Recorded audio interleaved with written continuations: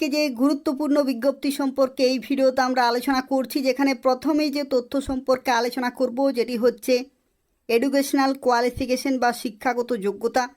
এবং এখানে educational qualification চেয়েছে উচ্চ মাধ্যমিক পাস, এবং সেই উচ্চ মাধ্যমিক পাস হতে হবে সায়েন্স সাবজেক্ট নিয়ে।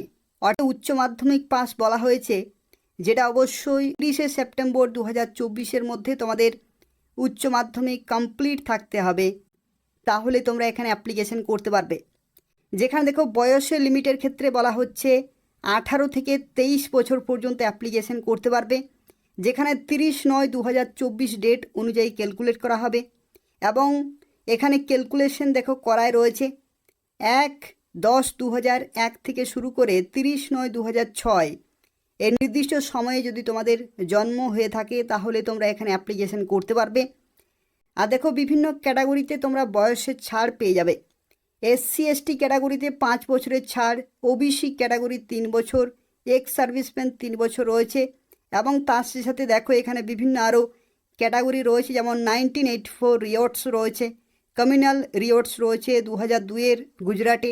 বিভিন্ন ক্যাটাগরিতে দেখতে পাচ্ছ বয়সের এখানে ছাড়গুলো তোমরা পেয়ে যাবে। হচ্ছে CISF-এর তরফ থেকে, অর্থাৎ সেন্ট্রাল ইন্ডাস্ট্রিয়াল সিকিউরিটি ফোর্সের তরফ থেকে নিয়োগ করা হচ্ছে। 2024-এ অফিসিয়াল বিজ্ঞপ্তি জারি হয়েছে, যেখানে দেখো বলা হচ্ছে recruitment of constable fire male, অর্থাৎ মেল ক্যাটাগরি প্রত্যেকে এখানে অ্যাপ্লিকেশন করতে পারবে।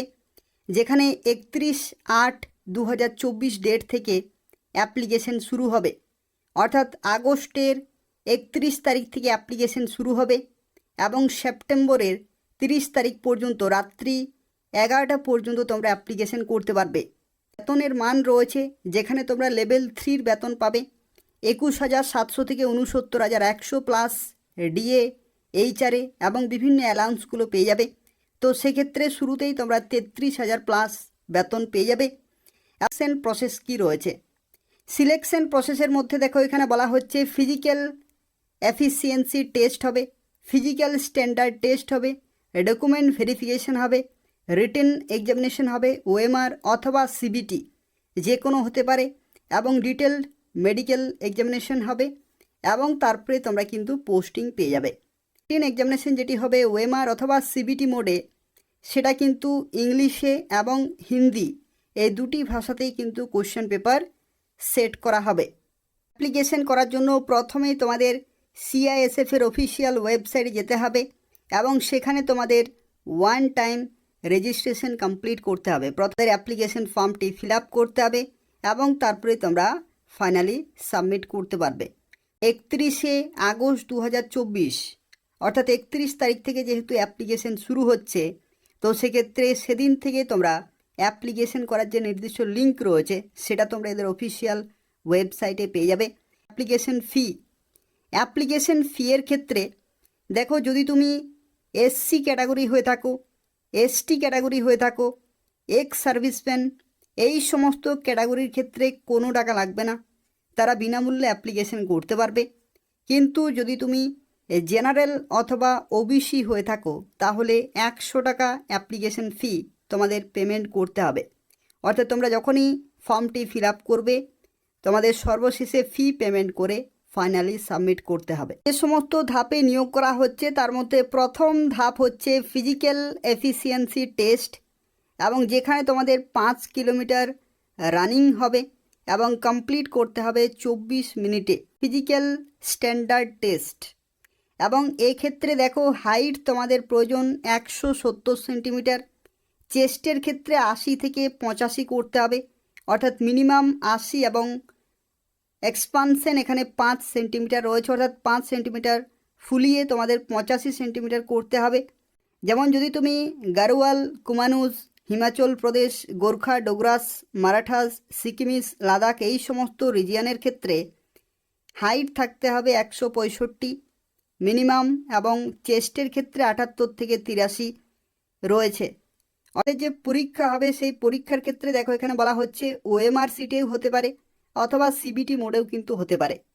তো সেক্ষেত্রে দেখো যে পরীক্ষাটি হবে রিটেন এক্সামিনেশন, যেখানে তোমাদের প্রথম সাবজেক্টে থাকবে জেনারেল ইন্টেলিজেন্স এবং রিজনিং, যেখানে 25টি কোশ্চেন 25 নম্বর, জেনারেল নলেজ এবং অ্যাওয়ারনেস 25টি কোশ্চেন 25 নম্বর, এলিমেন্টারি ম্যাথমেটিক্স 25টি কোশ্চেন 25 নম্বর এবং ইংলিশ অথবা হিন্দি যে কোনো একটি 25টি কোশ্চেন 25 নম্বর, টোটাল 120 মিনিট, অর্থাৎ টোটাল এখানে 2 ঘন্টার পরীক্ষা হচ্ছে।